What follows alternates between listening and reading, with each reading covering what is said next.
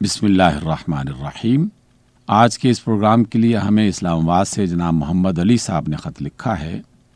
آپ فرماتے ہیں کہ اللہ کے رسول صلی اللہ علیہ وسلم کا فرمان ہے کہ لوگوں کے لیے آسانیاں پیدا کرو اور مشکلات نہ بناؤ، لیکن ہم دیکھتے ہیں کہ راستوں میں، بازاروں میں، مارکیٹس میں بہت سے لوگ ہیں جو دوسروں کے لیے مشکلات پیدا کرتے ہیں اور ان کے لیے گزرنا مشکل ہو جاتا ہے۔ اور یہ بات ہمیں بعض گلیوں میں بھی نظر آتی ہے کہ کچھ لوگوں نے اپنی گلیوں میں کچھ ایسی رکاوٹیں کھڑی کر دیں،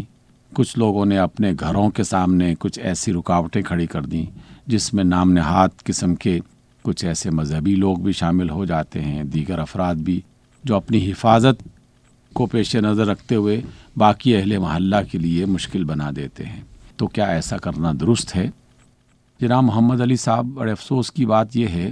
کہ یہ باتیں جاننے کے باوجود بھی ہم لوگ اس کا شکار ہیں اور آئے دن اس سے سامنا ہوتا ہے۔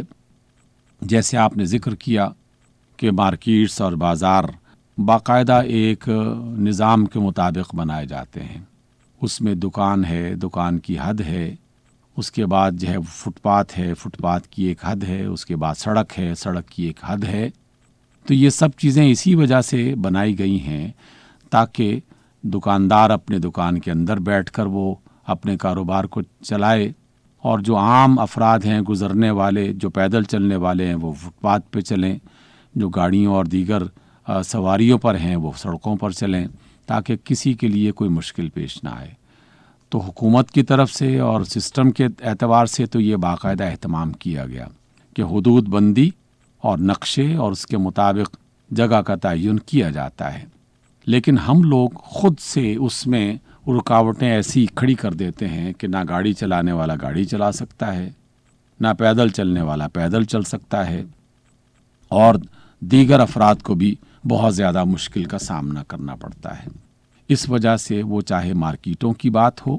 کہ جس میں تجاوزات کرتے ہوئے کچھ لوگ تو باقاعدہ پختہ طور پر اپنی دکانوں کے سامنے اضافہ کر لیتے ہیں، اپنے مکانات کے سامنے اضافہ کر لیتے ہیں، گویا کہ وہ یہ باور کروانا چاہتے ہیں کہ ہم بڑی شے ہیں، ہمارے اندر طاقت ہے، ہمارے پاس پیسہ ہے، اور ہم اگر قانون کی خلاف ورزی بھی کریں تو کوئی ہمیں روک نہیں سکتا۔ اس میں یقیناً بڑا کام تو ان اداروں کا ہے جو باقاعدہ اس انتظام کو اور اس نظام کو محفوظ کرنے کے لیے اور اس پر عمل کروانے کے لیے بنائے گئے ہیں۔ انہیں تنخواہ اسی بات کی ملتی ہے کہ وہ باقاعدہ اس بات کی کوشش کریں کہ جہاں کہیں کوئی اپنی حد سے تجاوز کر رہا ہو تو وہ تجاوزات نہ صرف وہ ہٹائیں بلکہ ایک مستقل اس کا بندوبست کریں۔ سننے میں اور دیکھنے میں یہی آ رہا ہے کہ کچھ وقت کے لیے بعض اوقات کسی بازار میں، کسی مارکیٹ میں، کسی راستے میں رکاوٹ کو ختم کیا جاتا ہے، لیکن چند گھنٹوں کے بعد اور یا چند دنوں کے بعد پھر دوبارہ کوئی رشوت کا لین دین ہو جاتا ہے اور اس طرح سے دوبارہ رکاوٹیں کھڑی کر دی جاتی ہیں۔ یقیناً راستوں میں رکاوٹیں کھڑی کرنا ایک غیر اسلامی، غیر انسانی، غیر اخلاقی بات ہے جس میں لوگوں کے لیے مشکلات پیدا کی جا رہی ہیں، اور ان مشکلات میں یقیناً اللہ تعالیٰ کی ناراضگی موجود ہوتی ہے۔ اسی طرح بعض اوقات کھلی سڑکوں میں جو باقاعدہ بڑی، جسے ہم اشارے عام کہتے ہیں، اور اس میں بڑی تعداد میں تیز رفتار گاڑیاں بھی چل رہی ہوتی ہیں، اس میں بھی بعض اوقات غیر ضروری رکاوٹیں چاہے وہ کسی بھی نام سے کھڑی کی جائیں تو اس میں غیر ضروری، میں اس غیر ضروری لفظ کو بطور خاص استعمال کر رہا ہوں اس لیے کہ کچھ رکاوٹیں تو ضروری ہوتی ہیں، لیکن بے شمار رکاوٹیں ایسی ہیں جو غیر ضروری طور پر خام خواہ کھڑی کر دی جاتی ہیں، اور اس میں جو کام ہو رہا ہوتا ہے اس کو سب لوگ دیکھ بھی رہے ہوتے ہیں کہ اس میں حفاظت نہ کی جا رہی ہے، نہ ہو سکتی ہے، بلکہ زیادہ امکان ہوتا ہے کہ جو دہشت گردی آج کل اور اس سے ایک طویل عرصے سے پاکستان جس مشکل میں مبتلا ہے وہ زیادہ بڑی تعداد میں ہو سکتی ہے اور نقصانات ہو سکتے ہیں۔ جہاں 10 گاڑیاں گزرنی ہیں وہاں آپ نے رکاوٹ کھڑی کر دی اور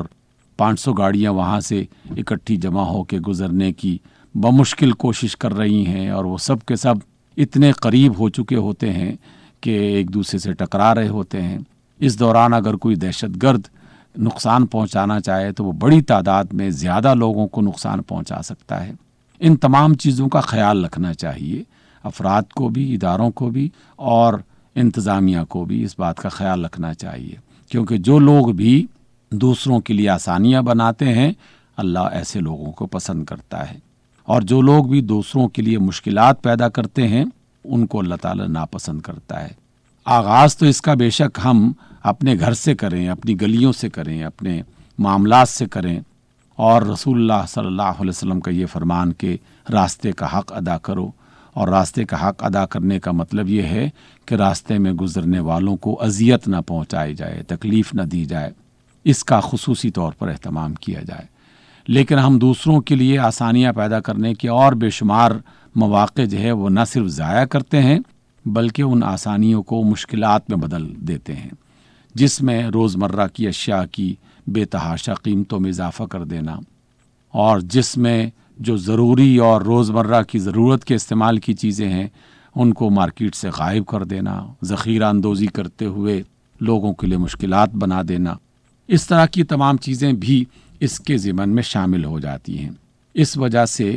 جو ادارہ، جو شخص،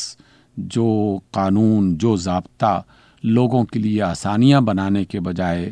ان کی مشکلات میں اضافہ کرتا ہے، یقیناً وہ غیر انسانی، غیر اخلاقی اور غیر اسلامی اقدام ہے، یا ایسا عمل اس سے گریز کرنا چاہیے۔ اللہ کے رسول صلی اللہ علیہ وسلم نے یہی بات ہمیں تعلیم فرمائی ہے کہ یسروا ولا تعسروا، آسانیاں پیدا کرو اور مشکلات نہ بناؤ، اور یہ بھی فرمایا کہ جو لوگوں کے لیے آسانیاں پیدا کرتا ہے، بناتا ہے، اللہ تعالیٰ اس کے معاملات کو آسان کرتا ہے، اس کی مشکلات کو دور کرتا ہے۔